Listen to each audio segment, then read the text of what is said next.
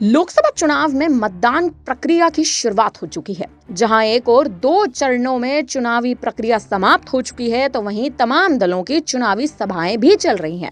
BJP और कांग्रेस के दिग्गज नेताओं में बयानबाजी का दौर चल रहा है।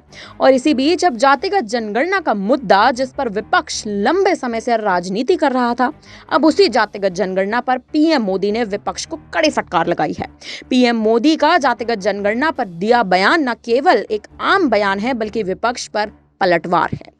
ओएससी पर पलटवार है। बिहार के उन नेताओं पर जिन्होंने जातिगत जनगणना यानी कास्ट सेंसस का विरोध किया है, उन पर पलटवार है।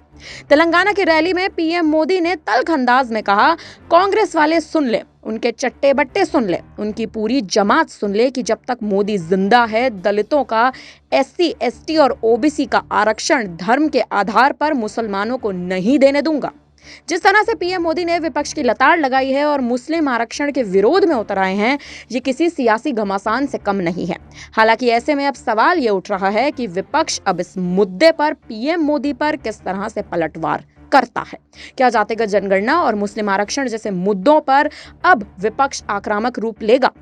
हालांकि वहीं अब सवाल ये भी है कि बीजेपी, जो इतने लंबे समय से मुस्लिम आरक्षण का जिक्र कर रहे हैं, आखिर इसके पीछे इनकी रणनीति क्या है?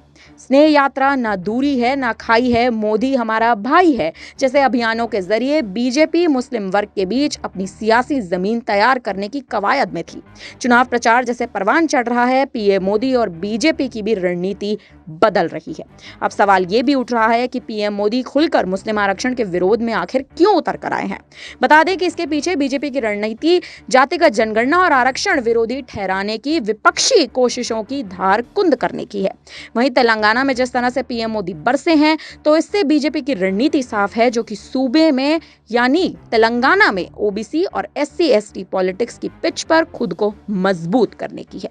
फिलहाल अब देखना यह है कि ओएससी और वहीं विपक्ष यानी कांग्रेस अब इस मुद्दे पर अपना क्या रुख लेते हैं।